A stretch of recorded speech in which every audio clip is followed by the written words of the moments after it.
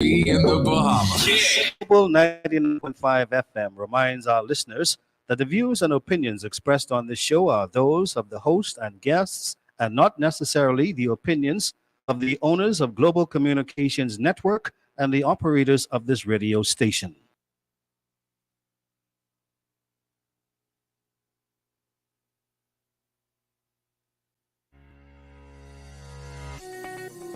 Today can be the turning point in your life by making a simple decision. Fundamental questions of navigation. Where am I? Where am I going? And how do I get there from here? I invite the leaders of our planet to ask themselves these three questions before they make any crucial decisions. But if you don't make decisions, you're going to stay right where you are. We are all map makers. We are in a time of transition. If we're going to change, we have to change the direction that we're going. Our planet needs leaders who know where they want to go. When we change the direction we're going, then we want to make sure we're going in the right direction. Leaders who can see the big picture. Because if we're not, we're going to either go backwards or we're going to stay where we are. Recognizing the psychological and the spiritual shifts and changes that need to be made, often from the inside to the outside. To be able to shape your future, you have to be willing and able to change your paradigm. Complex journeys require navigation. The path to the truth is one such journey. This is your GPS. Hairstyling services provided by J.D. Edwards Salon and Spa, Palmdale Shopping Plaza, Madera Street. Accessories provided by Chevette Williamson Jewelry. Standout jewelry for standout women.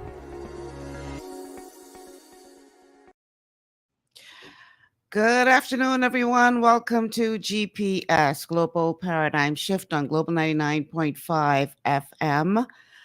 I am your host, Michelle Malcolm, and it's always a pleasure to be in your company today. Thank you so much for tuning in and spending some time with me this afternoon. Jason, I need you to go ahead and center the camera, please, for our Facebook viewers, so they don't think that we are in the middle of an earthquake or something. All right, so everybody's talking about the FTX situation, and originally that's what I had planned to do today. However, I had to make some adjustments because of the 4 people that I tried to get on for today. None of them could make it for today. But you know what? That saga continues to develop, so I'm sure that by Thursday, there will be even more developments that we can talk about. So I'm going to stick a pin in that FTX conversation. We're going to talk about that on Thursday instead of today. But today we're going to be discussing a topic that is equally as important, particularly to those of us of the female gender. And for those of you out there, all y'all alpha males, as you like to call yourselves, all y'all who think I'm a feminazi and all the other things y'all has called me, you may not agree with everything that is said today, but I ask you to please have an open heart and an open mind as you listen to the guests of today's show as we speak about what I'm calling the show is womanish ways. When we were growing up, if you were acting a little too forward, your mother or somebody else would say, "You're too womanish. Go enjoy being a child." Well, I'm calling the show today Womanish Ways because even when you grow up to become a woman, there are many ways that systematically women in this country and elsewhere around the world are still treated like we are incapable of making decisions for ourselves, that we are incapable of making valuable contributions to the society in which we live, that we are incapable of being anything other than the possession of someone else. So it's high time that we have a discussion about what it really means in this nation in particular to have womanish ways. And who better to help me to discuss this than these 2 ladies we're going to bring into the stream right now? Marian Bethel and Alexandra Bayless. Welcome, ladies. Now, I didn't receive your bios, so I'm going to ask you both to just give us a brief introduction about who, I mean, everybody knows who you are, but just in case somebody has lived under a rock and they don't recognize these two names, I want you ladies to briefly introduce yourselves to our audience. Miss Bethel, let's begin with you. Marian, are you muted? You need to unmute your microphone. Yes, good. Can you hear me now? We can hear you. Can you hear me now? Yes. So I'm Marian Bethel, and thank you so much, Michelle, for having me. And also, it's good to see Alexandra here.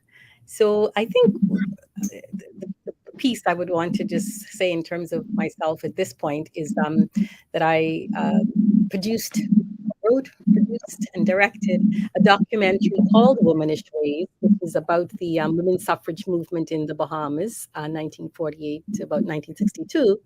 And I think that is, the claim to fame that I'm putting forward at this point right now. So that's me. She's being modest, y'all. But anyway, since that's all she won't give us, that's all we can take. Yeah, I think that's it. She is indeed being modest. She is indeed too modest, I think, Mrs. Bethel. Yes. No. Alexandra, let's hear from you. Tell us what's your claim to fame. What is my claim to fame? I'm best known for being the president of Ranfley Homes for Children for quite a long time. And the fact that I come across as a fierce woman. I've been called by many people. It's not really fair, but anyway, I am a staunch protector of children. However, I have joined Women United because the protection of women and the protection of children go hand in hand, because we are fighting for our families right now, and that's where I'm coming from. That's my perspective. Fantastic. All right. So obviously we're going to be talking about women's issues on the show today. But as Alexandra pointed out, you're talking about the family, because women are at the core, at the center in many ways of the family. And even though, we like to point out that the male is the foundation and the head of the home, in the Bahamas, over 70% of these households are being led by women. And so we need to have honest, frank, real, open conversations about women's issues, because the hand that rocks the cradle is the hand that rules the world. Especially here in the Bahamas, these women are in many instances single-handedly raising children who will go on to become adults in this nation. And if we want a healthy nation, we ought to make sure that we have healthy women, not just in terms of physical health, but mental health, emotional health, because whatever good is going on in their lives will pass on to their children. And I hate to say this, but whatever pain they are experiencing, in many instances, is being filtered down to their children. Yep. So this you is hit not, it right in the head. Yeah, this is not just Absolutely. about women. This is about your society. If I may interject, Please. Men may very well be the head of the household, but women are the heart. And if the heart is hurting, everybody hurts.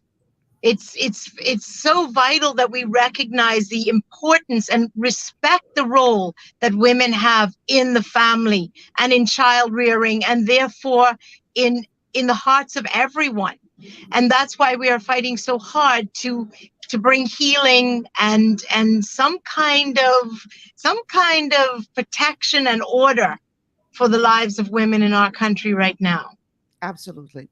I personally believe, I'm old school in many ways, and I personally believe that there is a reason why God created the family. The ultimate example of a family is a mother, a father, children.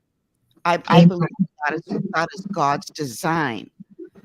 But many people find themselves in a reality that does not match that. And so even though that may be the ideal, We have fallen far from that ideal, particularly here in the Bahamas. And we have to figure out a way to ensure that our children in particular are still receiving the nurturing, the guidance, the love, the protection that they would have received had they had both mother and father in the home. So I think that is a vital part of this discussion that we're going to have today. How do women, 70% or more, who are heading these households by themselves, or at least without the male in the household, what do women need in order to get the kind of support that our society needs so that they can raise better men, raise better women, in the absence of that male in the home? That's a huge issue and a multifaceted one. Mrs. Bethel, would you please comment on that before I say? Yeah, well, I think that the lived reality is very different from whatever ideal we may have and whatever kind of even religious conception that we may have. The lived reality in the Bahamas and many parts of the world is that the head of a household is definitely changed and changing. So it is no longer necessarily the man. It can be both man and woman in a shared household. And also, in addition to that, families have changed in terms of a man, a woman, children. We have generational families, for example. That's very common in the Bahamas. And we also have families where there are men who take care of children and women, single women who take care of children. Right. So Mhm. So I think that the ideal that we are is really, it really is a minority in many ways. I think that we need to take that into account whenever we talk about the family and make the kind of accommodation for varied families in that indeed exist in the Bahamas. And in terms of women specifically, in terms of the kind of support that we need, well, it depends, it depend if we're living in a household where there is a spouse and the father, the kind of support that we need is that the spouse, partner, father also contributes and makes the kind of effort to nurture and bring up children almost in the same proportion as women do, so that women can also do other things, nurturing, taking care of children in the household, that it is a shared responsibility. And where there is the absence of a male and a father, I think the kind of support that women need has to be, things like daycare centers, childcare centers, support at work in regard to our capacity to do the kinds of things for our children we are where we are on our own. So I think it varies, and I think there's one size fits all response to how and what women need and the kinds of support we need. Alexandra? That's such a complex issue that I'm almost afraid to venture into it. I do want to say one thing before I attempt to answer that question, is that we must always, especially as women, remember that we still raise the men. We are responsible for our male children. We are responsible for making the future husbands and fathers of our children. And that's why this is not an isolated women's only issue. This is about healing across the whole country and indeed the world, because it's a package deal. We can't isolate and say, well, it's us versus them, which sometimes some of the women's movements seem to come across as that. Yeah. But we don't have that kind of women's movement in this country. This is supposed to be a joint dialogue of how are we going to support each other, not just you take care of us as women and then, never mind the men, because we need us to work together to raise decent men and decent future women. future generations. Yeah. Of course, I agree with what Mrs. Bethel said about the daycare centers and all of those things. But there needs to be a reckoning right now of where we're going, especially as young women. And if I am speaking for women and of men, the issues that are destroying the family range from sweethearting and copious amounts of adultery in our country that nobody wants to talk about. I'd love to hear the pastors railing against that, not just about marital rape. Copious, to use that same word again, amounts of pornography, free-flowing, destroying the core of our bedroom life, because it's creating false expectations and false pressures within marriages and within relationships, and a system of abandonment. Oh, I don't like you, so I just move on and I leave the children, and children have become currency. I saw that over and over. Children are they're cute while they're babies, and then all of a sudden the man moves on to another woman, and all of a sudden that baby isn't cute anymore, and it joins number 6 baby in the house that's been abandoned. And I know that may sound very scathing, but I feel like it's a reality. When you go to the Nazareth Center and you see the abandoned children in there, it's heartbreaking. Or the Children's Emergency Hospital, the little kids that are just sitting there waiting to be loved, waiting for somebody to come forward. I see it everywhere I go because I notice it.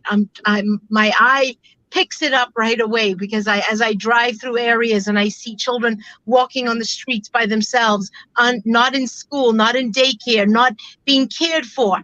We have serious issues. And we need to be honest and brutal and frank and realistic with ourselves about what we're doing to our own children. I know that didn't answer the question, but no, I mean, listen, when I asked the question, I knew it would be hard to answer. Yeah, it is. But this is what we face in this country. And I constantly say you can't fix what you don't acknowledge. Right. And we have become experts in this country of sticking our head in the sand, pretending our issues do not exist, and hoping and praying that they just go away on their own. And they continue to foster and continue to foster and continue to grow from generation to generation to generation. Because truth be told, if we are abusing our children, if we are abusing our women, if we are hurting them at the youngest age, that doesn't just disappear as they grow older. No. Those issues continue to grow, especially if they're unresolved.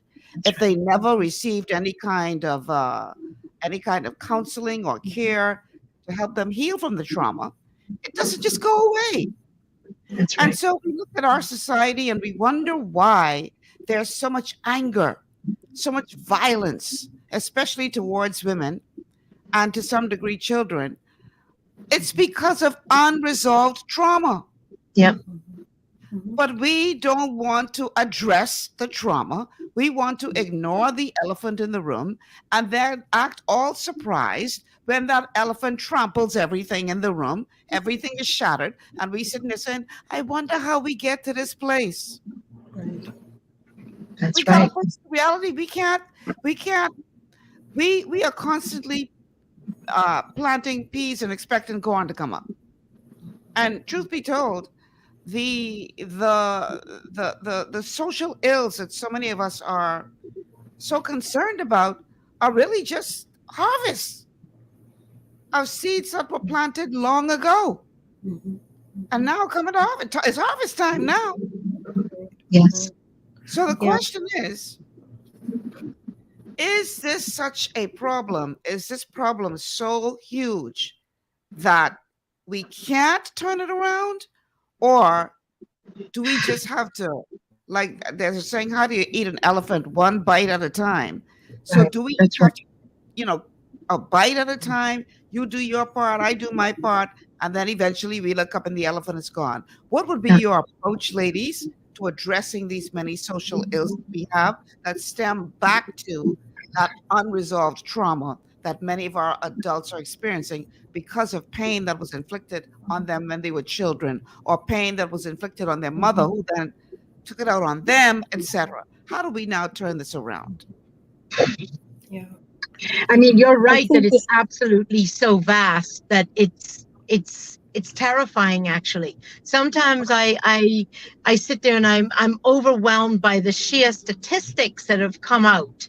If you look at what the gender statistics people have put out, we're talking about 6,000 people abused in various ways over the last 10 years now, and the truth multiplier takes that to almost 100,000 people.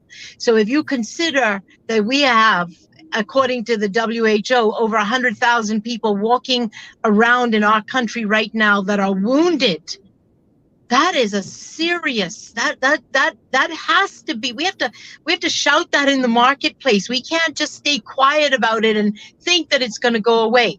But the enormity of it is sometimes so terrifying that it almost makes you not able to act. Yeah. So we in Women United are trying to act, as you said, with one bite at a time.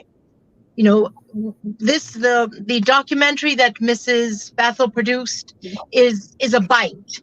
It's showing us in a special place. It's giving us respect again. And I know that she has to go, so I wanted to give her a chance to talk about it before we continued Right. our discussion. Yeah. Yeah, So just sorry. thank you, Alexandra and Michelle. I think circling back to this issue of violence, you know, in regard to children and also in regard to women and also men, I think we learn violence. You know, it's part of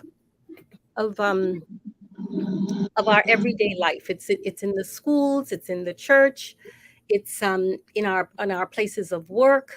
It's everywhere. I can't think of a social system in which we live where there is no semblance of violence. And so it's really going to take us looking at each part of our society and trying to understand what the root cause of this violence is, you know, whether it's in the home, whether it's in the schools, because it just keeps circulating and reinforcing itself. And I think we can unlearn violence. And so it really is again about our different institutions helping us, teaching us how to unlearn this and to find other ways of relating to each other and being with each other. And so if I take it at the family level, it really, the interventions that we need at the family level to you know, let's say stop incest. I mean that you know, that's something that it's an abuse. It's a violent abuse of children. So how do we tackle something very specific like incest? So we can do awareness raising programs.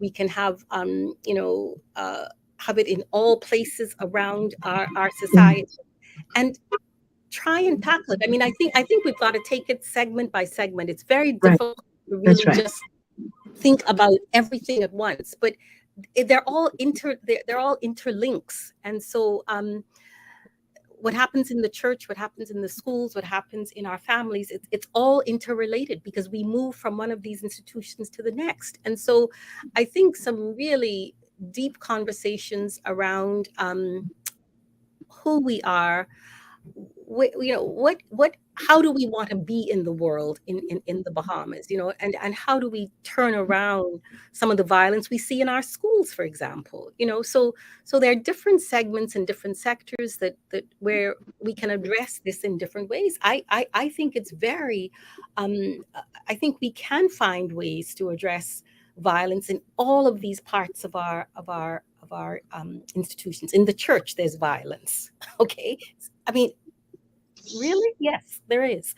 And so, you know, we need to be real about the kinds of violence that exists in the different sectors of our society. And there are ways to address each and every one of them. Yes. And I'm just talking about penal, I'm not talking about criminal offenses, etc. I'm talking about how we socialize each other and ourselves and our expectations of ourselves.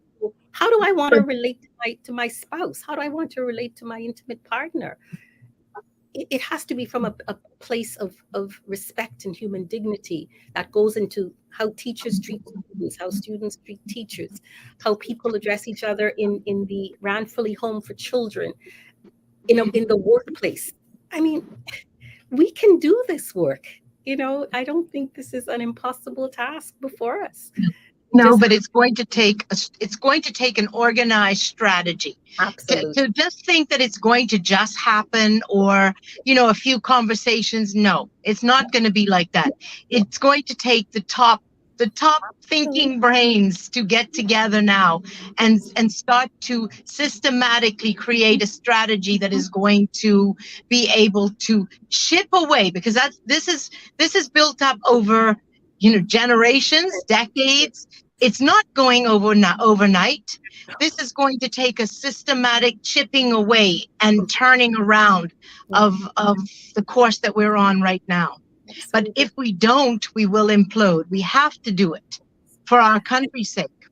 Right. And I just want to say, Alexandra, that I really would like to give a shout out to Women United. I've seen and I'm experiencing how Women United is really, taking this at the heart and trying to really work with it in all its different dimensions. And I see that as a way forward. I honestly do see the work that Women United is doing as a way forward, and that it can produce the kinds of responses and answers that we need in different parts of our society. So I just want to really commend Women United for its commitment and its very fierce advocacy in all of these areas. So that's Podesta and the whole team, the executive. In terms of the documentary, then, because to move on, Michelle. So Womanish Ways, Freedom, Human Rights, and Democracy is a documentary that I made more than 10 years ago, and it was in celebration of the women's suffrage movement in the Bahamas. And so when I came home in about 1986, I was very aware that that the narrative about how the Bahamas, the modern day Bahamas, was shaped was really a male narrative. It was mostly about the men in the Bahamas who helped to shape majority rule, independence, all of the different events. And I was stunned by that. And so then I came across two essays that changed my total landscape. One was written by Kim Outen Stubbs, and the other was written by Ruth Bo Darville. And they both had done groundbreaking work on the women's suffrage movement in the Bahamas. And these were fairly short essays, but it just changed me completely when I read those two essays, which showed very clearly that there was a women's suffrage movement post-World War II that struggled for the right to vote. And we got that we voted for the first time in 1962. And it also, both of these essays showed the contribution that Bahamian women made to the formation of the modern day Bahamas. And it was stunning for me. And from that point on, I then just dug deeper and deeper and came up with many sort of colonial documents that referenced the women's suffrage movement. And I was blown away. And so I then became very committed to telling this story of these women, only to find out that I grew up with most of these women. I couldn't believe it.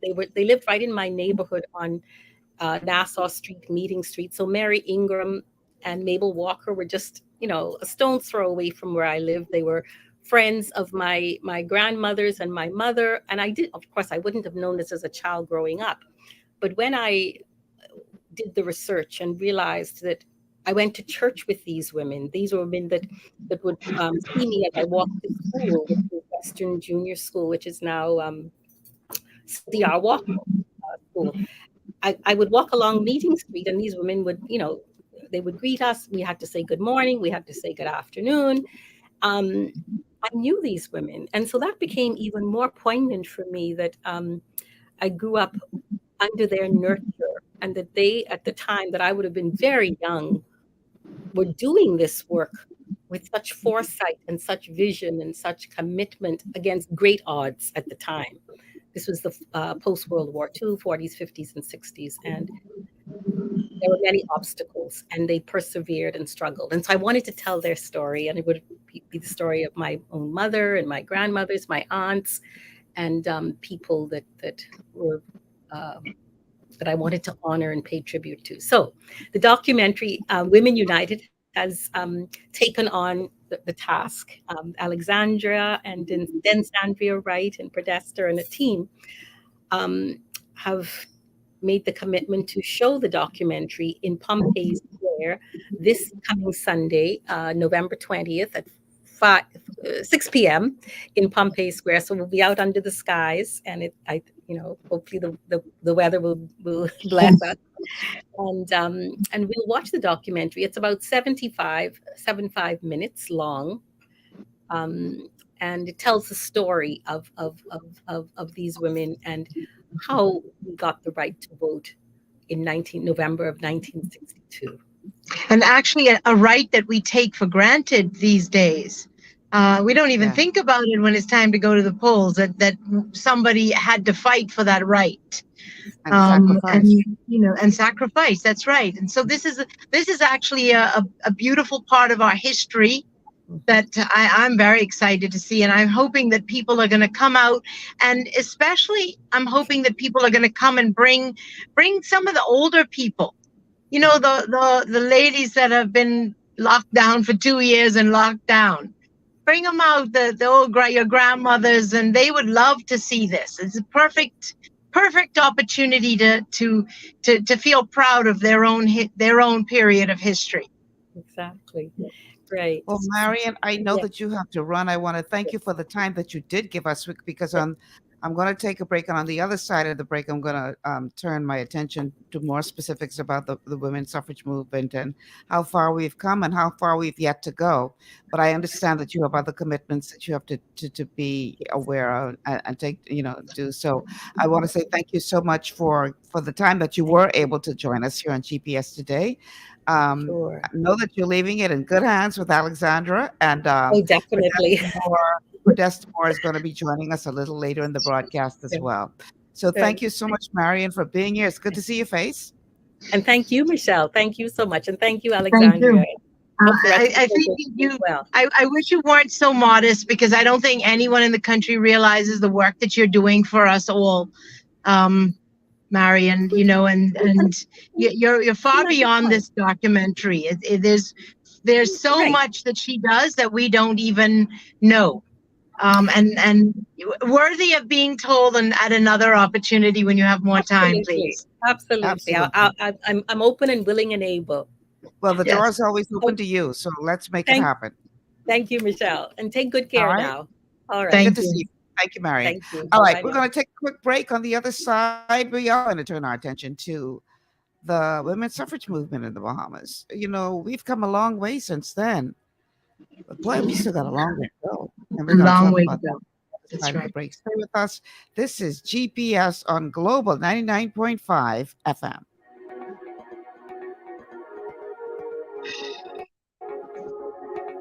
Understanding your microbiome.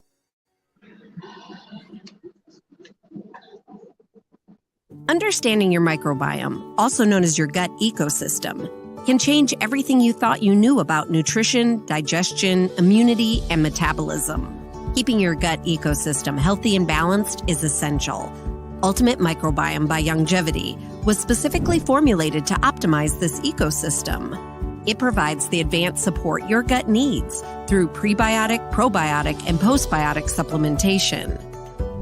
Our unique blend of probiotics includes Lactobacillus and Plantarum, healthy bacteria that can help prevent harmful bacteria from taking over your gut.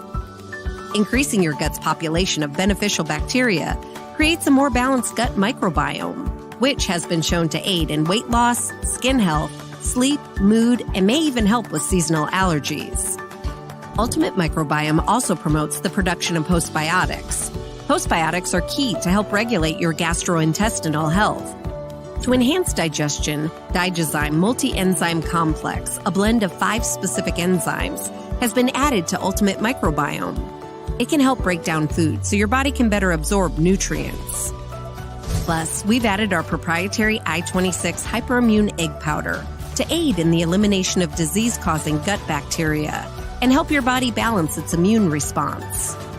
Ultimate Microbiome, the scientific, proprietary, and holistic approach to gut health that helps optimize your body's entire gut ecosystem. To learn more, contact your longevity associate.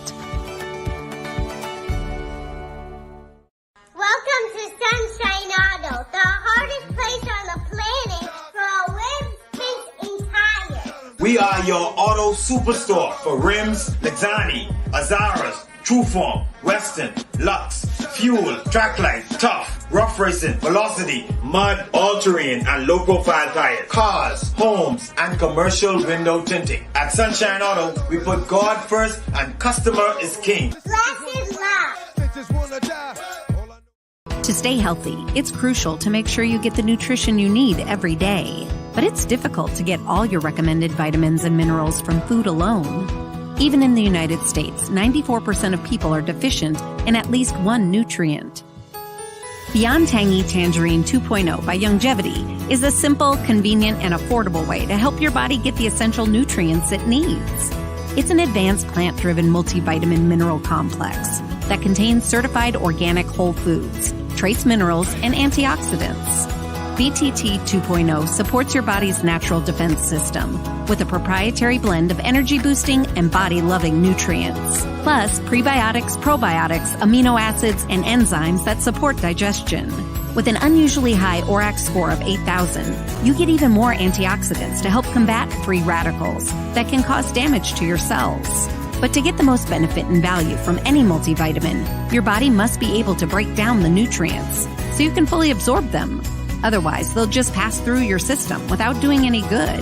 Beyond Tangy Tangerine 2.0 was specially formulated with synergizing cofactors to ensure you get maximum nutrient absorption. Beyond Tangy Tangerine 2.0 is the easiest way to give your body the balance and complete daily vitamin mineral supplement it needs for optimal support of your overall health. To learn more, contact your longevity associate. This portion of GPS is brought to you by Tiki Bikini Hut at Junkanoo Beach. Great food, cool tropical drinks, and family fun in the sun.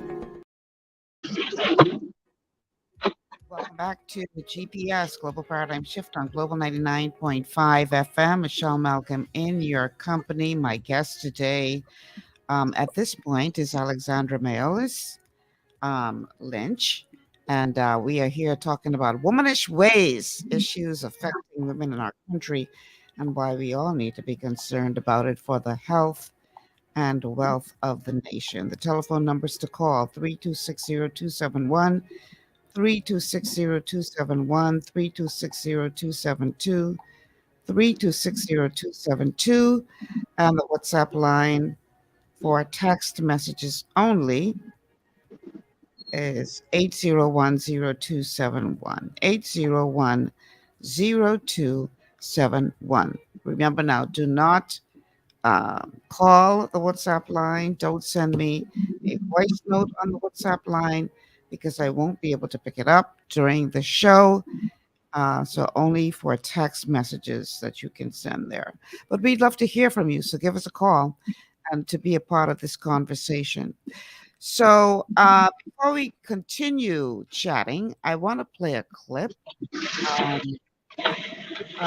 because this will sort of set the stage for how we came to be where we are. I'll take it from here, Jason, as it relates to women's suffrage, the women's suffrage movement in the Bahamas. So take a listen to this. February 23rd marks the anniversary of the passage of a bill entitled An Act to Enable Women to Have and Exercise Rights of Registration as Voters and of Voting Similar to those accorded to men under the provisions of the General Assembly Elections Act 1959. This gave women the right to vote in the Bahamas. It came on the heels of a movement born out of the realization by Mary Ingraham and her peers that women could change the political landscape and the outcomes of elections in the Commonwealth of the Bahamas. based on ideologies kindled in the cauldron of struggle and injustice. Women in the Bahamas do not have the same constitutional rights as men. Outlawing marital rape is opposed by influential members of our community, and members of parliament, past and present, have in one way or another justified domestic abuse in the House of Assembly. I had a girlfriend like that, but I don't think she used to tell me I love her no more because I did. I listen to you, but I will analyze the consequences that would have cost your husband to probably shake you, slap you, or punch you in your mouth. In 1958, Dr. Doris Johnson returned home from school abroad to join the women's suffrage movement. She delivered a moving speech to Parliament in support of women's suffrage. Mr. Speaker and members of the Honorable House of Assembly, The women's suffrage movement speaks today on behalf of over 54,000 women, more than one half of the total adult population of our island. We therefore earnestly desire that this regime go on record as an enlightened democratic body by ordering the immediate enumeration and registration of all women 21 years and over, so that they may carry out their duties as full citizens in the next by-election or general election. We judge expediency only on this basis. We seek no compromise. There is no alternative. We abhor any delaying action.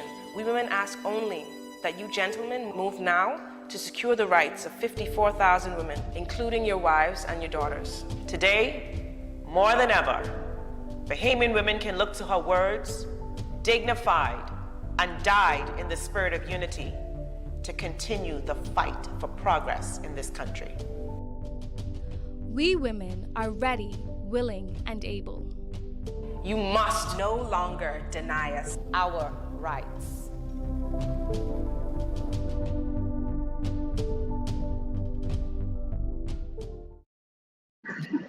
So I know that there are those who are listening to the show, because every time I do one of these kinds of shows, I get bombarded by persons saying, "What more do y'all women want?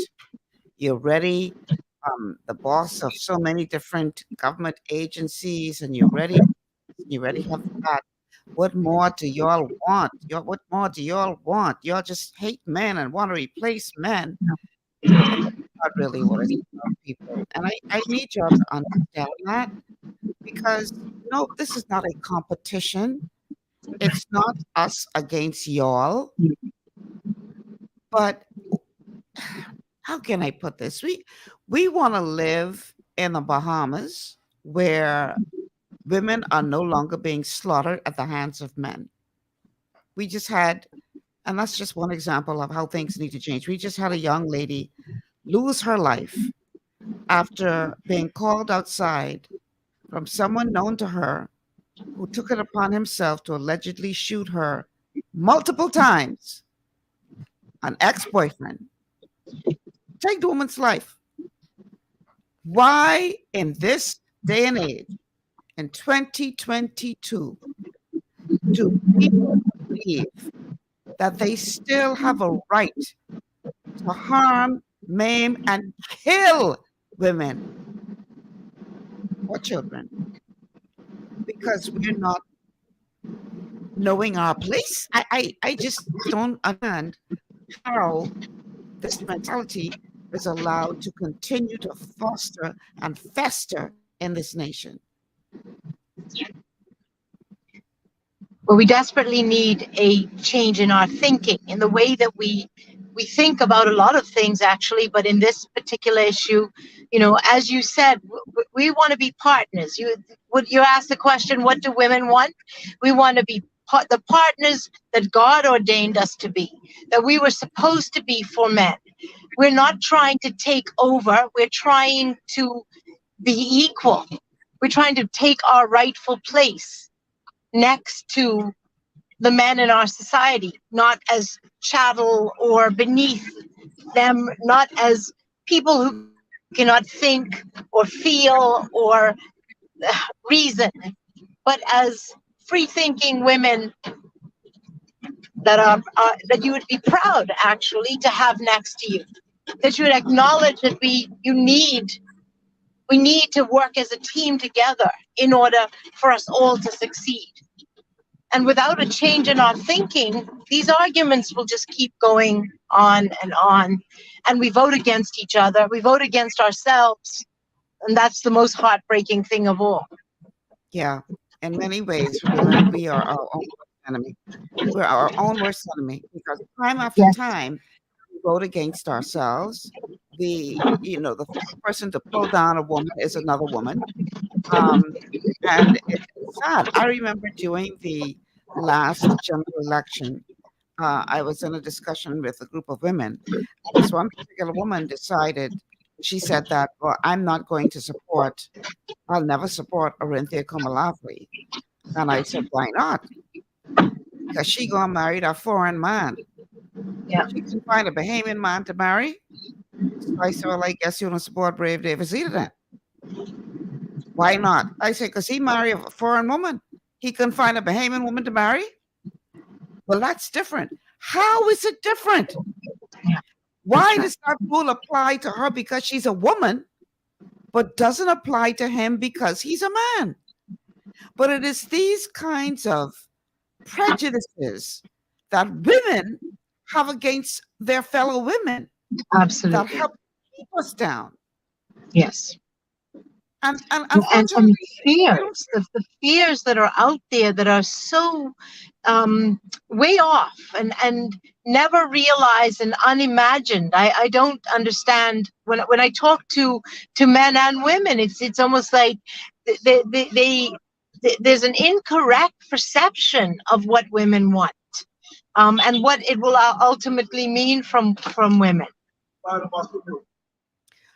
What role, Alexandra, do you believe, and I hope we haven't lost you. I see she's back. No, sorry. What role do you believe that men have to play in all of this? What would you like to see more from our men? Well, I have said to every man that I know, because I work with a lot of men, and they listen to me go on all the time. And I've said to the men, and I'm saying this to all the men that are listening to us, you need to join us. You need to stand up now for what is right and not just what is easy. This is, especially when it comes to the issues of marital rape and violence against women. Good men, decent men, they don't do things like that. They know that you don't abuse your children and you don't rape your wives and you don't take advantage of women and you don't look, they know. Decent men know, and it's time for them to speak up. And that's what I've been saying to everybody. Don't tell me. Don't be silent. Don't sit there. It's not okay for you to be quiet and watch us get maligned. I got called a demon the other day by a group of men, and I wish some of the men that I knew were around, because I knew they would have stuck up for me at that point. We're not man haters. I had a wonderful father. I have wonderful brothers and 4 sons of my own and a wonderful husband that is now dead. I don't hate men at all. I love men, but at the same time, that's not exclusive of wanting to make sure that women are protected and taken care of and allowed. And not that it is only in a man's order that we should be allowed. We have rights as human beings as well to take our rightful place. And that's what I'm saying. Stop fighting us unnecessarily. Stop. I listen to the talk shows, and the conversations about marital rape are simply nonsense. They're insulting nonsense. One gentleman was talking about saying, oh, when I went a little bit too far with my wife, and that's not what we're talking about. And I want all the men out there to be honest and real. We are not talking about you and your wife getting a little too frisky and, whatever. That's not what we're talking about. We're talking about serious situations in which men are raping their wives as acts of violence, hatred, domination. In some cases, children are even present as witnesses to the power of a man, as it's claimed. That's not healthy. That's not respectful. That's not loving. That's not what marriage is about. And I want the married men out there to stop lying. Stop saying that, they don't understand the real issue or the truth about what is going on.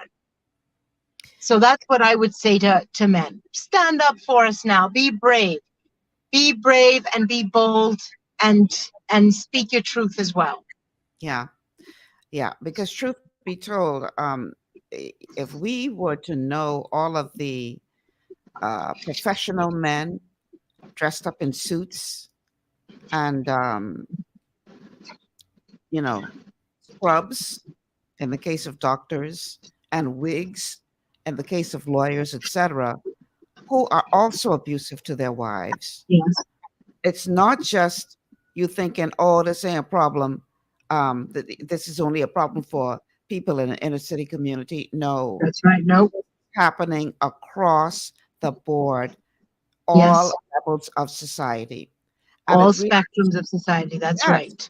And it really speaks to how broken the nation is, because we continue to foster these attitudes that it's okay to treat a woman that way. That's whether right. It's because these men observed their fathers in these behaviors, whether it's because their father was absent and they're blaming their mothers, whatever the reason, you would be shocked to know the number of quote unquote professional men who are abusing the women and children in their lives. So this is a conversation that we all need to be concerned with, because it's not just one iota society that is being impacted by this. And as one of you pointed out at the beginning of the show, if there are 4,000 women, even though some people are taking issue with that number and saying they have to see how the research was conducted, etc. But if there are 4,000 women who are reporting that they at some point were raped by their husband, can you imagine how many more are there that are not reporting it? That's right. Absolutely. Because of shame, because of guilt. We have a serious problem in this country. And not just shame and guilt. I have women who have called me for help because they've actually reported things and they get nowhere because their husbands are so protected. And I am asking the police, the decent police officers out there, stop protecting people. And to other men, if you know a man is doing that to his wife and his family, don't protect him. Don't cover him up just because he might be a lodge buddy or whatever. Don't that or church brother. We are accountable to a higher calling, a higher God. At least that's how I live my life. I answer to God. I don't answer to anyone else. And so the truth must be that you speak your truth. If you know something is going on, say it. Don't hide it. Don't allow a woman to be tormented through her life because that's your boy.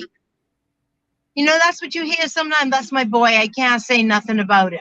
No, that's not true, because right is right. And ultimately the levels of, I call it corruption, in high places, in the judicial system, in the police system, in the lodge system, is allowing for us to hide things that we should not be hiding. And we have to blast that out now. We need to speak it out. We need to say it. We need it to be shouted in the marketplace, basically. Mm-hmm. I saw online an experiment once that was very, very powerful. what they did was they got a room full of jocks in a high school or college setting. These athletic guys, the alpha male, as people like to call them, very masculine guys, and the whole experiment was centered around the question of date rape. And when the facilitator of the experiment said, "Okay, guys, we're here to talk about date rape," you could see the eyes rolling and like, "Oh, Lord, here we go again." And, the whole attitude of, why do we have to talk about this? And so what they did was they asked these young men, I think they were college students, what are your thoughts towards young women who maybe dress a certain way or get a little too tipsy, and things end up going, a little further than she may have wanted, but do you keep going, etc.? And they were all very macho in their response. Well, maybe she shouldn't have worn that, or maybe she shouldn't have gotten that drunk, or maybe she shouldn't have done this, or, talking about what she should not have done. And so what they did initially was they put photos of random strangers, random women up on the screen for the guys to see. And there was no empathy whatsoever. And they were like, okay, now based on your responses, I want you to look at the images up on the screen now. And what they did was they switched out the images of the strangers who the men did not know to images of their little sisters or their mothers or any female close to them. And they asked Absolutely. them, how do you feel about what you just said about those random strangers up there? Yes. And you could see these macho guys, the tears Switching started to come down. And all of that ego went out the window, because now all of a sudden there's a face to this victim that I recognize. That's my little sister up there. That's my mom up there. That's my aunt up there. Now they realize, okay, this could happen to them. That's right. And so it completely changed the atmosphere in the room, because all of a sudden the victim or the faceless victim is now somebody that I know and love and care for. Very powerful experiment. Very powerful. Hopefully went beyond that room and changed the mindset of those young men. But the question is, how do we get that done? Because we can't fill everybody into a room and conduct that experiment. How do we get the men in our country to not just look at all women as, no big deal if I do this to her, but you look at her and you see the face of your little sister or your young daughter. Michelle, I have to go back to the fact that we're still the mothers, and we still have a much more powerful role than you would believe. When I look at the children in Ranfley, they never asked me, they never said anything about daddy. They still cry about their mothers. That's how powerful, boys and girls, how powerful the role of a mother is. And we have the ability to influence our sons. I raised my sons with that very same example that you used. I always told them, remember, how you treat a woman is when you have to remember that was once me, the 16-year-old, I call myself Sandra, the 16-year-old little Sandra, that you just dumped, you just spoke too badly, you just whatever. Remember that with every woman that you treat, that it's me or your aunts that you love or your cousins that you love or whatever. It's somebody's daughter, somebody's sister, somebody's auntie. And my boys, that was something that was very profound for them, because they could never look at a girl as just in isolation. Oh, it's that female. No, they knew very well that was somebody's daughter, somebody's sister, somebody's precious baby. And I feel like, we can't take responsibility away from ourselves. We have to acknowledge that we are the mothers. Like you said, that line, that my favorite quote, the hand that rocks the cradle is the hand that rules the world. We are the cradle rockers. Don't give that enormous power away to raise decent men. And that's why I think we need to be accountable for ourselves and start saying, what are we doing as women as well? What are we saying? What are we saying to our men? How are we raising our sons? They're not just in the hands of their fathers, they're in the hands of us as well. I think that's a very, very important thing that we have to remember. I look at young boys on the street sometimes and I hear the way that we speak to them as women, and I feel shame. I'm embarrassed for those boys because, it's that shut up, stupid, you come over here. And it's so verbally abusive to them, so hateful, that how do we expect them to then turn around and love us as women? They're not. They're going to judge all women by that woman that spoke to them like that or treated them like that as little boys. We've had mothers who use their children as husbands. That kind of thinking has to change. That must go. We must draw deep inside of ourselves and find that part of us that raises those boys and girls and tap into that again as a nation. Explain Without what you doing mean. that, Explain what you mean when you say use them as husbands. What do you mean by that? sexually use them as husbands. What? Absolutely. And that was the most terrifying thing that I came across. Are you serious? Yes, absolutely. You don't have a husband. You don't have a husband in the home. You use your sons like that. And that is mind-blowing. And you can't imagine the damage that does to a young boy, being put into that kind of situation. That's why, let's hold ourselves accountable as well for the damage that is happening. And we talked earlier, it's a multifaceted and very deep and very difficult subject. It's not going to be solved in even a few of these, but these subjects these difficult topics have to be brought out. How have we degenerated to the place where I don't know. I am in shock. Wow. That is a frightening and sobering thought. Wow. All right. Telephone numbers to call 3260271. Wow, you just shocked me. 3260271, 3260271, 3260272, 3260272. WhatsApp line 8010271, 8010271. We got to take a break. On the other side of the break, we're going to continue our conversation. Womanish ways is the topic today.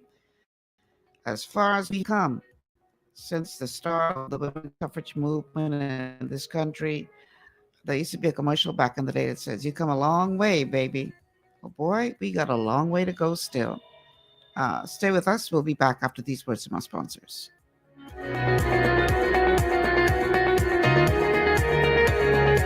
Your body's immune system is under constant pressure from things like stress, lack of exercise, and toxins in the environment. It's crucial to be proactive and support your immune system with the nutrients it needs to function effectively. But it's often hard to get these nutrients from food alone. Introducing fast-acting Zinc Plus Immune Support by Longevity. Unlike zinc-only supplements, Zinc Plus Immune Support builds on the proven power of zinc and adds complementary nutrients to give your immune system extra support. Vitamin D helps balance the effects of zinc, while our proprietary blend of natural fruit and root extracts provides the extra help your immune system needs to work against daily stressors. And we've included Longevity's exclusive plant-derived minerals to give your body the minerals it needs, but can't get from food alone. And because Zinc Plus Immune Support is delivered in a great-tasting, sugar-free, berry-flavored lozenge, it encourages quicker absorption of all these nutrients into your body. Zinc Plus Immune Support. Zinc plus the extra support your body needs to promote a healthy immune system. To learn more, contact your Longevity associate. Welcome to Sunshine Auto, the hardest place on the planet for a rib pinch and tire. We We are your auto superstore for rims, Lexani, Azaras, Trueform, Western, Lux, Fuel, Tracklight, Tough, Rough Racing, Velocity, Mud, All-Terrain, and low-profile tires. Cars, homes, and commercial window tinting. At Sunshine Auto, we put God first and customer is king. It's gotten harder and harder to get your daily requirement of vital nutrients from food alone. Without additional vitamin and nutrient support, your health and well-being can suffer drastically. That's why Z-Radical was specifically formulated. It combines a blend of antioxidant-rich vitamins, minerals, and botanicals with the protective powers of fucoidan to help fill the gaps from lack of nutrients in your foods. The core of Z-Radical is fucoidan, a naturally occurring polysaccharide that helps stimulate immune reaction, protecting you against inflammation and oxidative stress. We harvest this powerful mineral-rich nutrient from brown seaweed, harvested only from the world's most pristine ocean waters to ensure the purest quality. It's then extracted using cold process technology to ensure maximum levels of bioavailability. Then we add essential vitamins that help to protect your cardiovascular and nervous systems and are crucial for optimal immune and neurological function. Z-Radical also includes a proprietary blend of delicious antioxidant-rich fruits and berries. This great-tasting combination helps your body combat free radical imbalances that can contribute to a variety of degenerative conditions like arthritis and heart disease.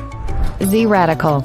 Experience the power of fucoidan with antioxidant-rich berries, 8 essential vitamins, and more to provide you with potent health benefits. To learn more, contact your Longevity associate.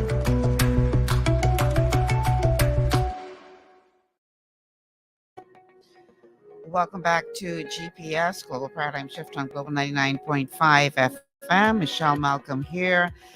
Both Marion Bethel and Alexandra Melis Lynch had to leave, but we are still expecting Podesta Moore and Erin Brown to join us on the show. In the meantime, we have a call on the line. Caller, welcome to GPS. Ms. Malcolm. Hi. I hope you're doing well. Hey, Professor, how are you? I had to call in because I heard an interesting remark from one of the ladies that you have on the show. Mm-hmm. And I think when it comes to the Constitution, there's so much misunderstanding that is being pushed out to the general public. Mm-hmm.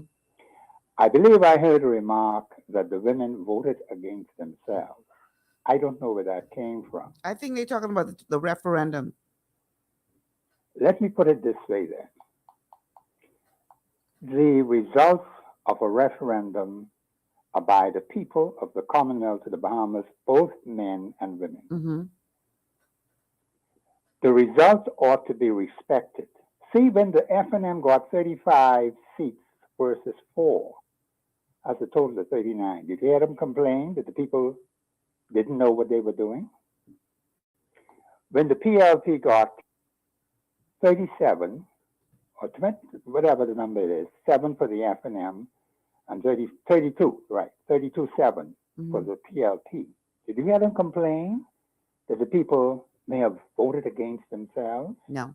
They ran away with the results. I'm saying to you, when I hear those kind of remarks, I find them to be very disturbing. Because men and women voted in the elections. Men and women voted in the referendums. So how could you come up with a conclusion that the women voted against themselves? Are you saying the women didn't know what they were doing? Are you saying the men didn't know what they were doing? You know, it seems to me as if some people outside of this country are pushing something on the Bahamian people to get a desired result. You're not satisfied with the results of the referendum. You're saying that we got to go over it again to please some other persons who have a different agenda? Is that what we are saying? Is that the way we're supposed to be running this country? Because when I first heard about the issue of marital rape, and I don't know if there is a legal definition for marital rape, but I hear the term keep knocking around over and over. The first time I heard about it was when 2 foreign females came to see the Prime Minister. That was Prime Minister Christie. I haven't heard about it before that time. I haven't heard of any Bahamian women complaining about quote unquote marital rape. And from a recent court ruling, there's no such thing in law as marital rape. So what is it that these ladies are talking about? I don't think she was specifically speaking to marital rape when she talked about us voting against ourselves, because that hasn't come to referendum. I think she's referring to the two referendum that dealt with the issue of the married Bahamian woman who's married to a foreigner being able to pass on her citizenship to her children. I think that's what she was specifically speaking to when she talked about us voting against ourselves. Okay, fine. Well, she's not satisfied with the results of the referendum. Is that the conclusion? I would say so, yes. Okay, then that's fine. If she is not satisfied, good. But the point is, the results of a referendum may displease some people. And I don't have a problem with that because that's their personal view. But the results are final.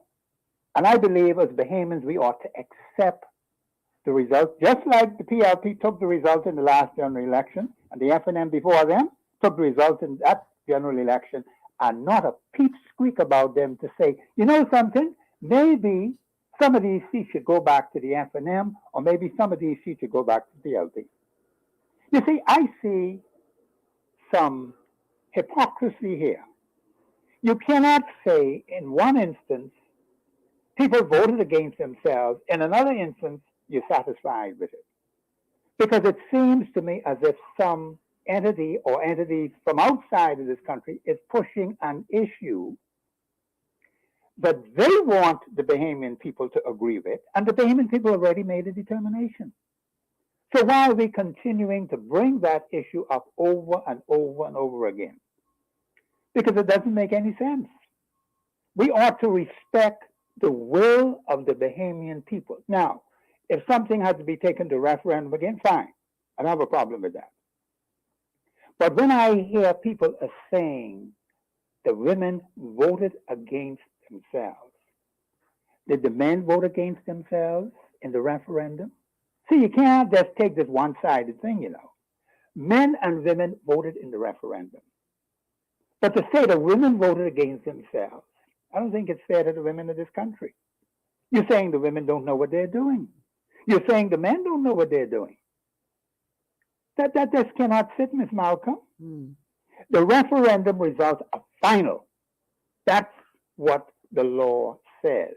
Now, like I said, I don't know of any definition for this marital rape thing, because I know y'all were talking about that. Maybe there are some problems in marriages with men and women. And let me say this while I remember it now. What I've noticed, Ms. Malcolm, is this domineering spirit by females, even among relatives that I know, even in the church where I go. See, God made them male and female. Each has a purpose for which they were made for. But I've seen this domineering female spirit where the men or the males are so controlled by the females in the family, in the house, in the church, in the community. In my community where I live, see how these females are acting around here? They got these males on lock, like they can't think for themselves. And the way how they speak to them and the way how they treat them. Now, I'm not saying that some people are not mistreating women. I'm not saying that at all. But this domineering spirit, I haven't heard them talk about, and neither have I heard them talk about women who are controlling the men or the males. See, I like to call them male and female because, you know, there is a proper accord for men and women. Men take responsibility, males don't. Women take responsibility, females don't. And so right there you have a problem. And we have this killing. You talk about the killings. You see how many males are dying in this country out of 118? How many of them are females? Now, I'm not saying that you should kill women. I'm not saying that at all. But we got to look at this objectively. We have more males dying in this country than females when it comes to murder. The record is there to speak for itself. But like I say with this marital rape, I don't know if that is your main topic or what, but I had to call in when the woman spoke about the Constitution, because the Constitution is supreme. You may disagree within the document. That's your right to disagree. But when the results are out, it's final, and it ought to be accepted as such. But to keep saying that the women voted against themselves, I find it to be extremely offensive, because you were saying to me, the men also voted against themselves. And that cannot be, Ms. Malcolm. Thank you very much.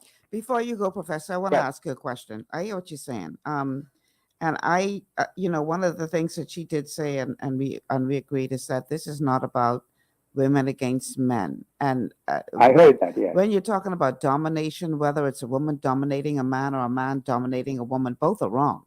No, I agree with you. Because I don't believe that was the original intent. No, it never was. For that relationship. So I'm not in I any agree way with you. justifying a woman dominating a man. That's out of order. But It is out of order. I also think a man dominating a woman is out of order. Now, here's what I want to ask you as a man, because we hear it a lot. And all my years of being a professional woman, especially professional women, get this a lot.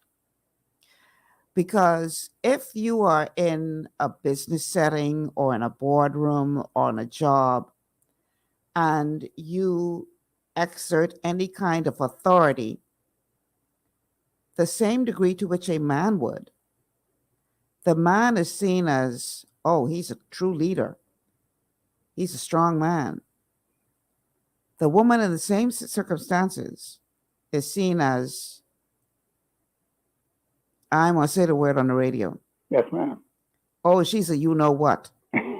Oh, she got a Jezebel spirit. Oh, she controlling. Oh, she domineering. Oh, woman only exercising her God-given ability to lead, to be a strong woman. But yet she is labeled because of displaying that strength. The same way a man would have to make some tough decisions or be a firm leader. When the man does it, he is celebrated. When a woman does the same thing, she is called everything but a child of God. Why is that? No, that is a problem. I'm not going to disagree with that. That is a problem. We got to fix that one. Because if the woman is an executive authority, she has the same powers in that office as if a man had occupied the office. And she should be allowed to function. Because we got some strong women, I've come across some in this country, who are not domineering, and they have executive positions in the country, but they don't dominate over the females. Mm-hmm. I know of some who I work with personally, and I like the idea of working with women because my job can't get done unless I have women to help me. Mm-hmm. They have been a constant source of strength for the men. Mm-hmm. So that is a problem, Ms. Malcolm. I'm not disagreeing with that, but it's somehow we got to fix that. Because there are problems on both sides, with the men, with the males, and the females. Let me make sure I get it right. The males and the females. So it is a serious issue, and we don't want to pit the women against the men and the men against the women. We don't want to get into that. Mm-hmm. But I believe we need to look at things objectively. But when you find that you hear people saying, when a referendum is done, and you're saying the women voted against themselves, or they didn't vote right, or they didn't do the right thing, because that's what's coming out now. So we have to have another way of dealing with it, going to statute law to change a constitutional referendum. Where did that come from? Well, that's what they're trying to push now, Ms. Malcolm. It's unconstitutional, which means that they're disrespecting the supreme law of the land. Mm-hmm. I wouldn't want a constitution that's going to suit my women fancy. Mm-hmm. I wouldn't want that kind of constitution. Our constitution is not that way. The same rights that are in that document applies to both male and female, man and woman, boy and girl, because the Constitution specifically speaks for that. Men, women, child, boy, girl. They all have the same rights. The women ain't got no more rights than me under the Constitution, and I got no more than them. Mm-hmm.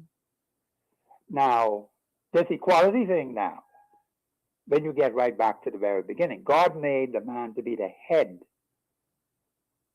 of the woman.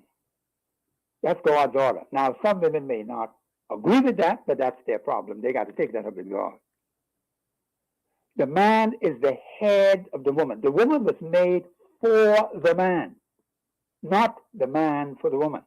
And I think sometimes these females get that all mixed up. It does not mean that the men should mistreat women. Because I work with plenty of them, and they have been tremendous help to me. I always tell the men, boy, be careful how you handle these females, because in my years of experience, counting almost 50 years, the women have been very good to me. Extremely good, very helpful. I have never found a major problem with them, but some people have some issues with women, and I think women ought to be given the opportunity, if they're in that executive position, to handle that position just as if a man was there. And there should be no rank discrimination to say or to call any names. I'll put it that way. We should respect authority, and I believe in respecting authority whether a woman is in the office or whether a man is in the office. But you're having a good conversation, but I had to call in because there's so much misinformation when it comes to the Constitution. I get very offended when I hear that kind of thing going out to the public, which is not true. The Constitution is supreme. The Constitution is final. Now, you may not accept that, fine.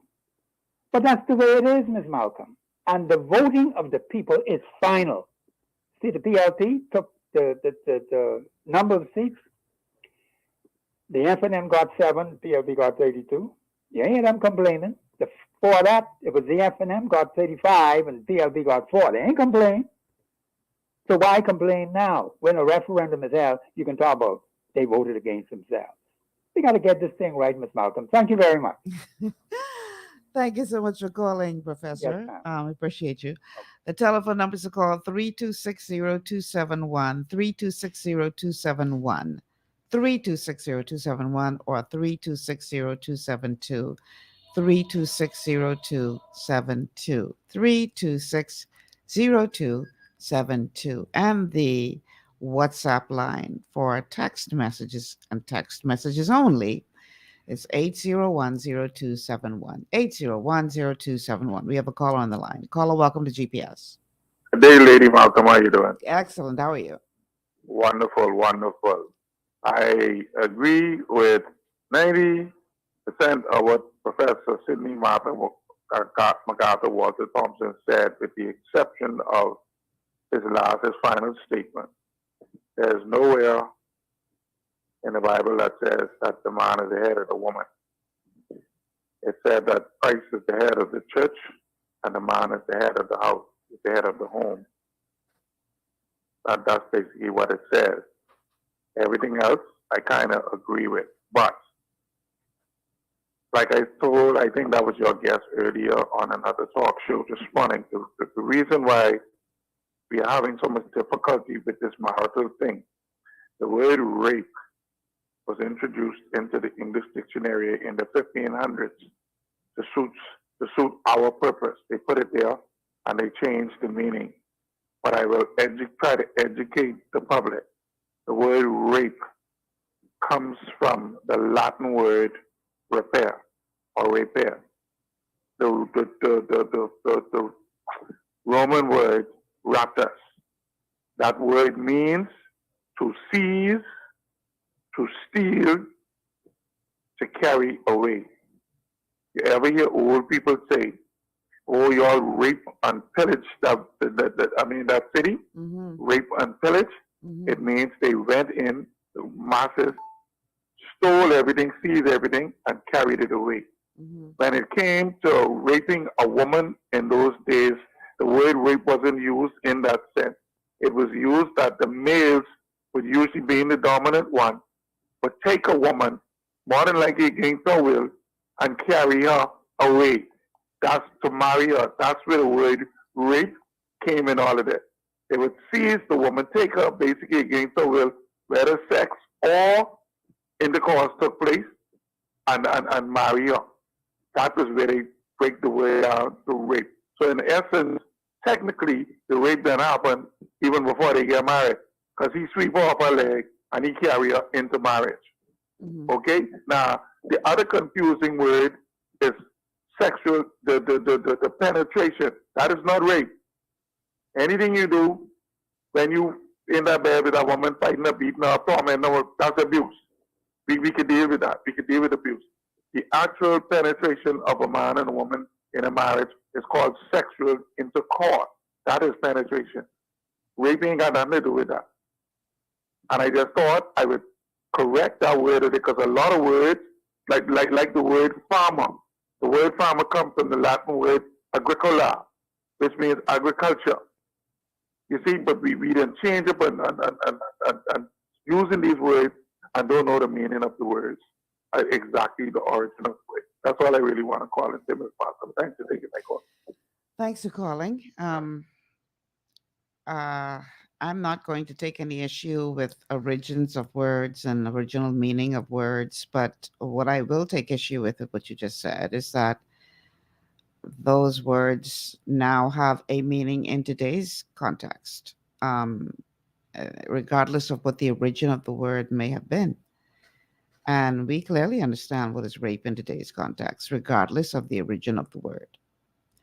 So I think it is counterproductive for us to, based on the original meaning of the word, say that, based on what this meant back then, it's impossible for this to be the case now. I think that is counterproductive because regardless of the original meaning of the word, it has a definite meaning today. And we aren't living back in the day when they would club the woman over her head and drag her into the cave and now she's my wife. But in terms of seizing something, I think that is very relevant to this whole question because whether we realize it or not, the person may be your legally wedded wife or husband, but you could still violate that person's sense of worth through through acts of violence, through acts of sexual violence. So you're still seizing something from that person. It may not be the freedom that was seized from the cave woman whose husband clubbed her over the head and dragged her into the cave and said, "You're not my wife." In that case, her freedom was taken away from her. Her will, if she didn't want to be married to that person, was taken away from her. But to no lesser degree, in the modern context of this whole discussion, you're still stripping that person of their value and worth. And that is what I think many people miss in this conversation. I'm going to read a text and then we're going to take a break. This person says, "Hello, Lady Malcolm. I'm agreeing with Professor Thompson today as to these matters are attached to an outside agenda and we are erring in governance of the Bahamas. Our eyes need to be open to the truth, and I support the truth from the mayor of Grand Bahama." All right. The telephone number is call 3260271, 3260271, 3260272, 3260272, and of course the WhatsApp line is 801-0271, 801-0271. We're going to take a break, and please feel free to give us a call or send us a message because this is still a Hot Topic Tuesday, and y'all know how it go around here on a Hot Topic Tuesday. We rely heavily on you to call, and even though I had guests on today, and still expecting two more, I'm not sure they're going to make it at this point. I'm hoping that they do at least are able to join us for a portion of this last segment of the show. But I still want to hear from you guys, so give us a call. We'll be back after these words from our sponsors. Stay with us. This is GPS on Global 99.5 FM. Blood sugar levels play a key role in your appetite, weight gain, and overall health.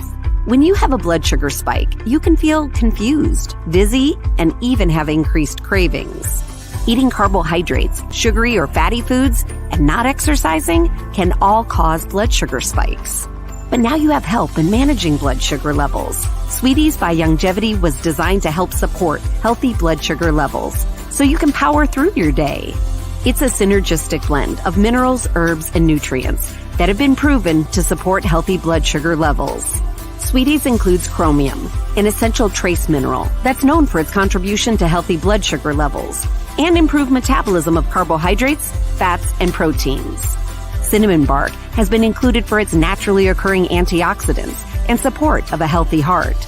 And we've even added gymnema. It's been used in Ayurveda for centuries to help promote healthy blood sugar. All the ingredients in Sweeties work together to give the best support available for blood sugar control. Sweeties, the blood sugar support supplement from Longevity that helps control cravings and manage blood sugar levels through your day. To learn more, contact your Longevity associate. Welcome to Sunshine Auto, the hardest place on the planet for a rims, paints, and tires. We are your auto superstore for rims, Lexani, Azaras, Trueform, Western, Lux, Fuel, Tracklight, Tough, Rough Racing, Velocity, Mud, All-Terrain, and low-profile tires. Cars, homes, and commercial window tinting. At Sunshine Auto, we put God first and customer is king. Blessed love. As you age, factors like health, weight, diet, and lifestyle can all impact your bones, joints, and general mobility. Even everyday exercise can lead to wear and tear on your body. Over time, you might start to experience stiffness or pain due to damaged joints or connective tissue. Ultimate Glucogel by Longevity was created to help you limit the effects of wear on your joints. It delivers a daily dose of collagen-rich gelatin your body needs for joint elasticity and maintenance. Ultimate Glucogel contains a 1-to-1 ratio of gelatin and glucosamine sulfate, which is a key building block of your bone matrix, cartilage, ligaments, tendons, and connective tissue. Gelatin's unique blend of amino acids not only help with muscle and joint health, but also has been shown to provide additional benefits for the brain, skin, and hair. Ultimate Glucogel. Natural, optimal daily support for joint health. To learn more, contact your Longevity associate.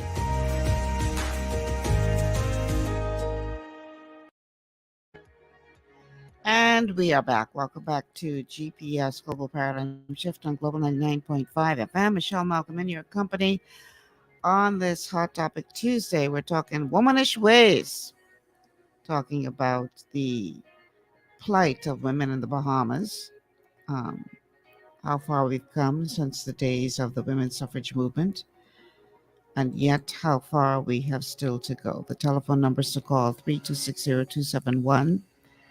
3260271, 3260272, 3260272, and the WhatsApp line to send us a text message 8010271, 8010271. So for those of you who are not aware of the history of the women's suffrage movement in the Bahamas, I'll give you a little bit of a background.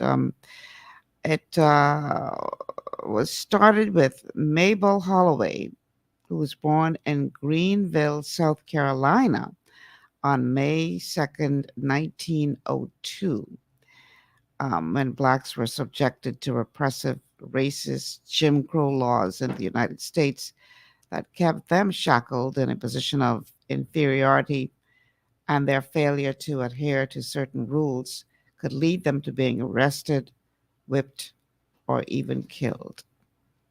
So Mabel Holloway was the sixth of 9 children born to Reverend Elias B. Holloway. And as a child, she attended elementary school in Greenville and Oberlin High School in Oberlin, Ohio. After high school, she attended Howard University in Washington, D.C., where she earned a Bachelor of Arts degree. And it was at Howard that Mabel Holloway met her future husband, Claudius Roland Walker, known to us as C.R. Walker, who was born in Baintown here in Nassau, Bahamas, on May 6, 1897, and was studying for a Bachelor of Science degree at Howard prior to pursuing medical studies at Meharry College in Nashville, Tennessee.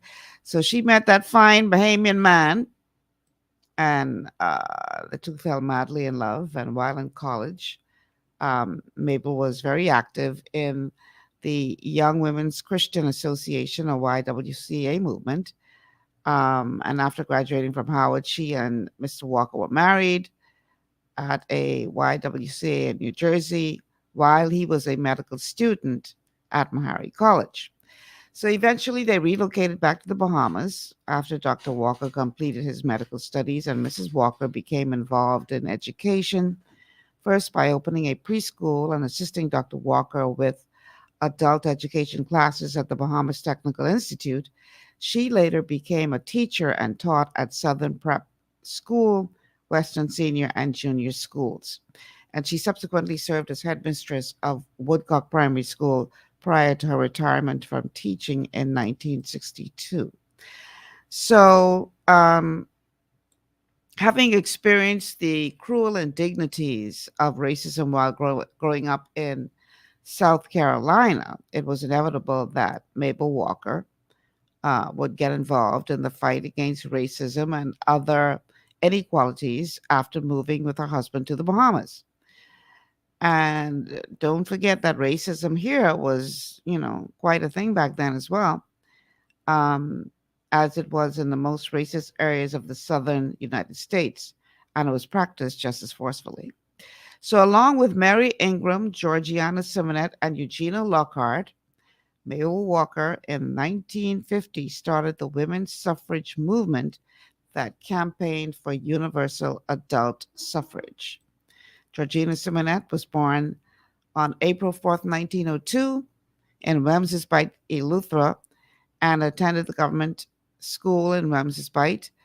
And she was an assistant teacher in Wems's Bight before relocating to Nassau to pursue nursing as a career at the Bahamas General Hospital, now called the Princess Margaret Hospital. It is worth noting that her son, the late Sir Clement Maynard, who was the Deputy Prime Minister of the Bahamas from 1985 to 92, and her granddaughter, Alison Maynard Gibson, both have had distinguished careers in politics in the Bahamas. Mrs. Maynard Gibson served as Minister of Financial Services and Investments and twice as Attorney General in PLP administrations. So during the women's suffrage movement, it is important to note that there have been many strides over the years. Janet Boswick, as an example, became the first woman elected to the House of Assembly, published in the Tribune of February 23rd, 2009. Mrs. Boswick, her well-documented article highlights compelling historical facts about the women's suffrage movement. You ought to go and look that up, because it was a really very powerful article written by Mrs. Boswick. We cannot forget Ruby Ann Darling Cooper, Ruby Ann Cooper Darling, who was the first woman to register to vote. Women won the right to vote in 1962. We cannot forget Dame Doris Johnson, who served as the first female president of the Senate under the PLP administration. Women have had many firsts in this country. But that is not to say that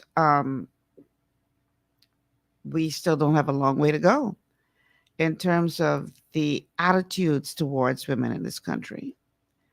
In spite of the strides that we have made politically, we're still only 30% of, we still only hold 30% of representatives in the House of Assembly and the houses of Parliament, upper and lower chambers of governance in this country, 30%. And we still, I believe, account for more than half of the population.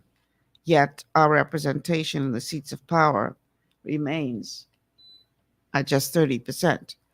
And even that is a drastic improvement from what it was for so many years. How little or minute the representation was in the House of Assembly and the Senate as relates to women in this country. So we still have some ways to go, people. We are not, I think, for the most part, I think it was expressed quite eloquently by the ladies who appeared on the show earlier. This is not about a competition between men and women. I know my friend who often calls the show, who calls himself the alpha male, and often talks about my uncle, the late Duke Smith, Bishop Duke Smith, always refers to the alpha male and says that women need to stop competing. This isn't about a competition. This isn't about us against them. This isn't about males against females. Truth be told, we all have a specific role to play. We are different, but equal. The human race could not exist without both of us. We both need to come together to ensure the continuation of the human race. We still need the sperm, and that sperm still needs an egg in order to produce a child. And as much as we would like to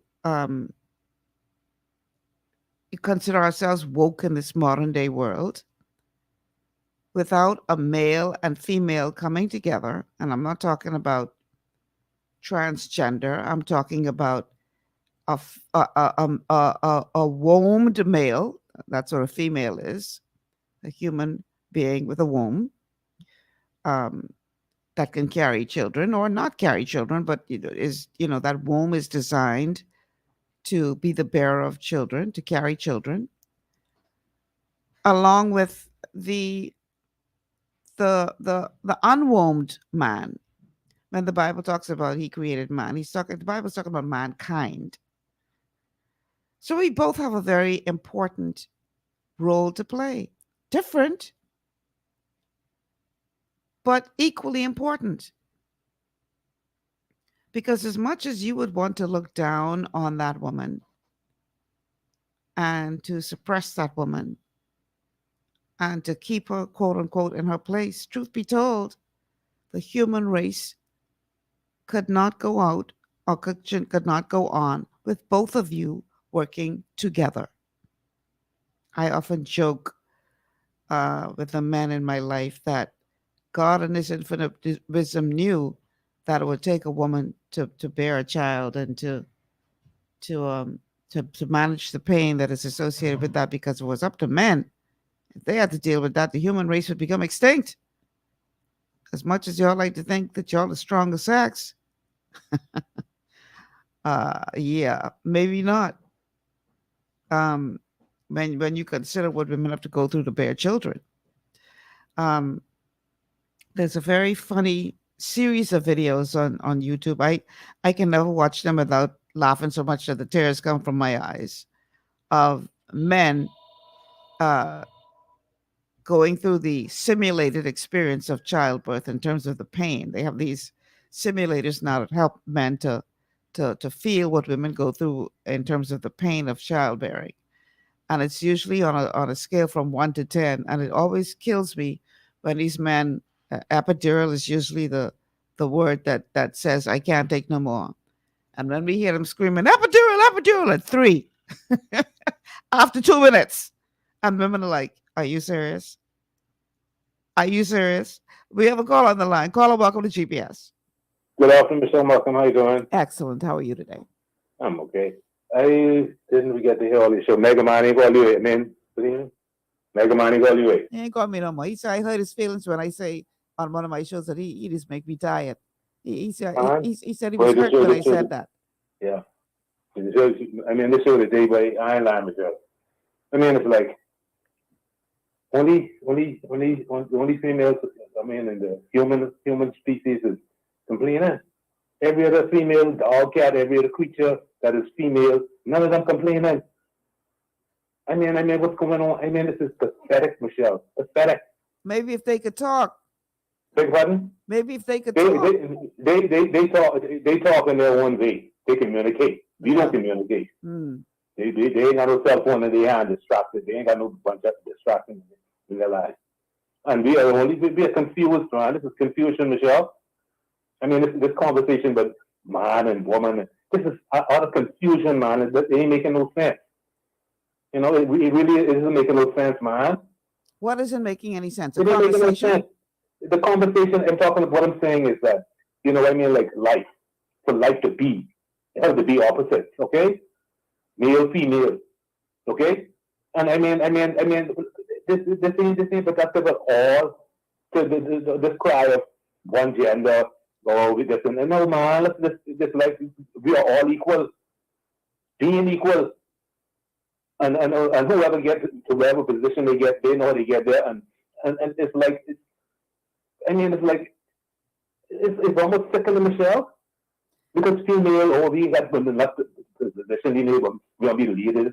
Come on, Michelle, man. What? Be clear with me, please. What is sickening in your mind? What I'm saying is, right? Mm-hmm. Every individual, be it male or female, right, for whatever they do, and if they attain certain position, well, it all depends if they're qualified or not. They have a position, right? Mm-hmm. But I mean, we can't survive as a human race if we keep this up, though. I mean, never dream living in this life, we reach to that. You know, it's pathetic. You never dreamed what? I never dreamed in my, like to say, well, from I could conceptualize life and being, right? That humanity would come to this separation, this division between male and female. This ain't making no sense. It ain't making no sense, Michelle. So what do you believe would be more productive? What would be more productive is to have a conversation on us as just who we are. Put aside if you're as man or if as woman or whatever. But let's just be human and try to live together. Because look, if we got a problem just living together, say, well, man or woman. I say this, man, this ain't making no sense. And here's some intelligent people come on this show and all they ever talk about is this division. They're adamant that we be divided. It ain't a unification when man and woman can't live together. The people who already, I'm talking about, I mean, I know you get some too, well, that's my battle and I'm who's in there, right? Right? Hello? I'm listening. Yeah. I mean, I know they're advocates and they advocate and they advocate and they advocate and they advocate and they advocate, but they need to live in society alone. How we expect to live together? We got to live together as people, man. We can't live together divided like this.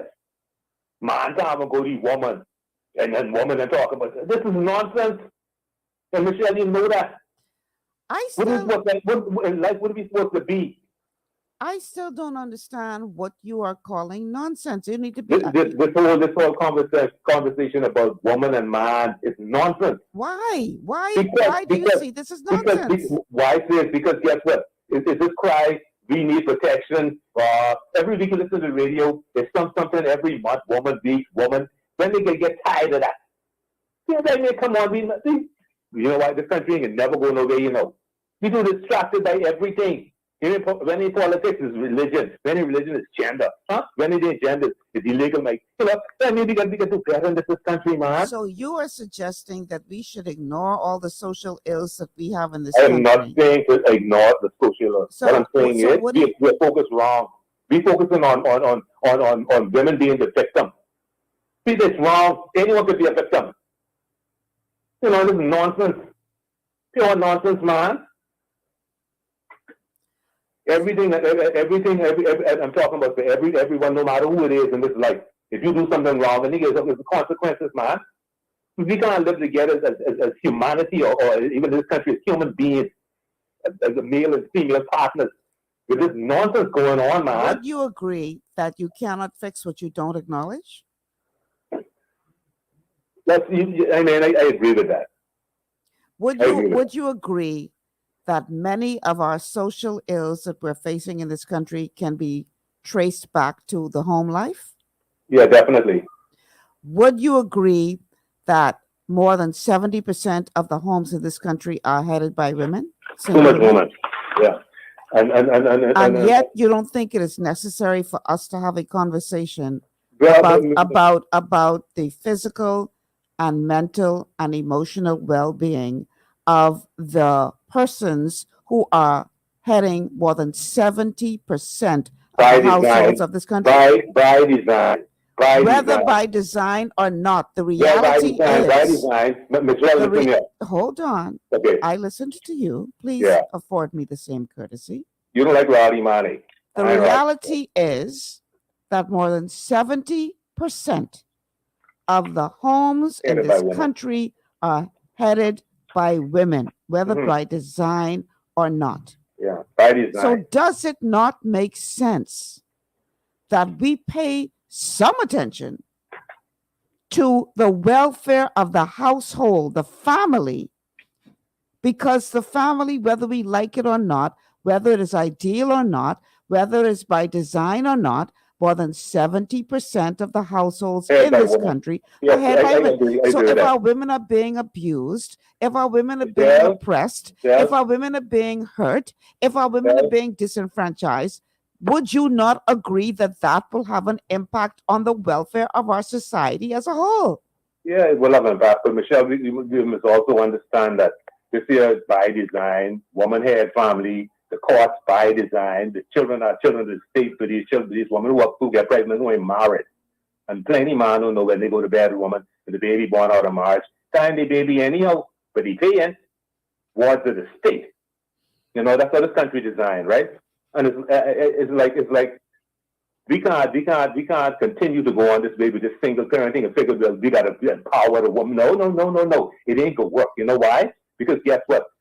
In those families, there are boys who will be men. Agreed. Okay?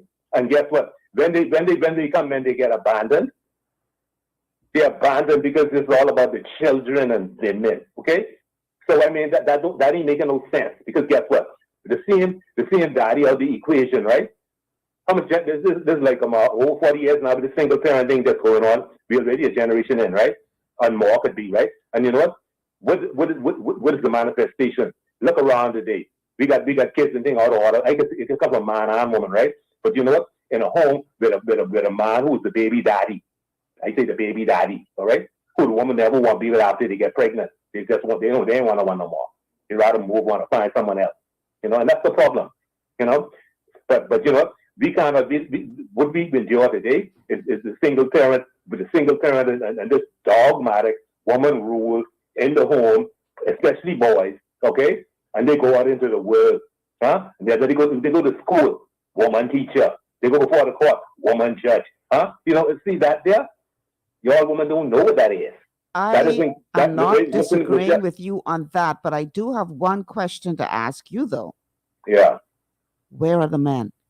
Where are the men? And why have they not stepped up to the responsibility that they are supposed to carry so we don't have the scenario that you just described? Hey, Michelle, when you say where are the men, right? Mm-hmm. Where are the women?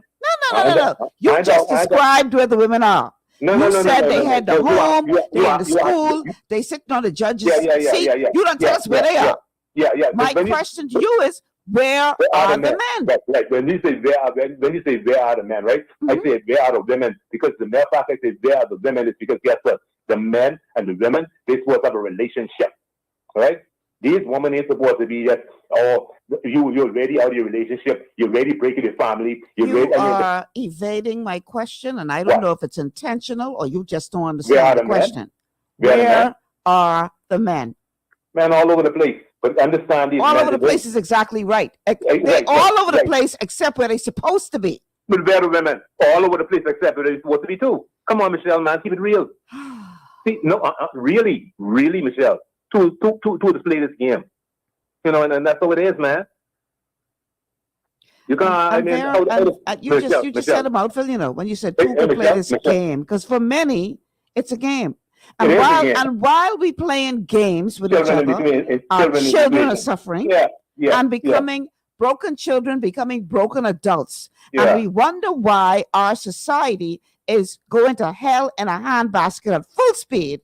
When we can't even acknowledge that the problem is so much deeper than this misogynistic attitude of, y'all women need to stop complaining. What about the misandrist attitude? You're the misogynist all the time. What about the misandrist? Okay? You know what misandry is? You know what misandry is, Michelle? I ask you again, where are the men? The men just let the women are. Oh, no, sir. They just let the women You are. yourself just said the women are heading home. The women Yeah, but are they just let the women the are. teachers in the school. The same way The women are sitting on the They just bench. say with that particular So woman. according to your description, Huh? you could see where the women are. Where are the men? You go to any typical college in this town, you would be hard pressed to find the same number of men as you do women. Why? Because the women are striving. Yeah, because no, understand what's going on, you know. Understand what's going on. It's always a cry for the empowerment of women. PLPS and them, this thing going on long. I don't care what you say to me about an cry, about an empowerment of a woman. If a man wants to better himself, he can better himself. Ain't no man need to be using no woman as an excuse why he can't better himself. I ain't saying using a woman. I ain't saying using a woman, you know. I talking about disenfranchisement from the state. Because when the state, same opportunities that exist in this country for a woman to better herself, those same opportunities and more exist for a man to better himself. So I ask you the question again. Where are the men? See, you're like to throw rock at women and talk about all the wrong that women do. And I'm not sitting here saying that the women ain't doing foolishness out there. Because many of them are. Michelle, you decent woman. But I go back to the question. Where are the men? Where's the men? Hey, Michelle, they just really want to be just like women who where they want to be, where they want to be. Men are just like that too. That's where the men are. Understand where these men come from, you know. They come with a single parent home, you know, from these women. All right? And the manifestation of that you're seeing today. All right? And you asking me where the men. Where are the men? Where are the men who are supposed to be helping to raise those boys in those single parent homes? Where are those men? Michelle, from the time that the woman get pregnant, I can tell you, right? She have no interest in that man. 90% of them, all right? They feel like he's supposed to whatever, and whatever. When the man don't do that, I really wish you had called earlier because I only got a minute left and I got to wrap up. I can call you tomorrow. No, tomorrow's Wellness Wednesday. We ain't talking about this tomorrow. So another day, another time. On a day you'll talk about this, right? Another time, whenever this comes up again, you got to call earlier. But we got. I definitely will. We got to go. You enjoy yourself, Michelle. And Michelle, don't let these women organize groups and things that put you off track here because we have a wonderful day. Have a wonderful day. Have a wonderful day. Have a wonderful day. Okay, it's almost 4:00. I gotta go. But I want you all to think about that question. Where the man? Where the man? Y'all like to talk about the woman and the woman trying to take over. Where are the men? What y'all doing?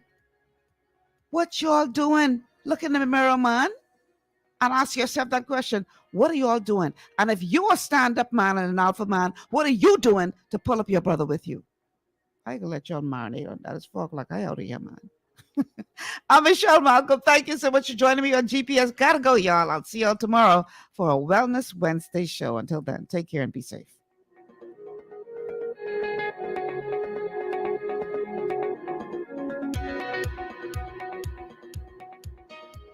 Global 99.5 FM reminds our listeners that the views and opinions expressed on this show are those of the host and guests and not necessarily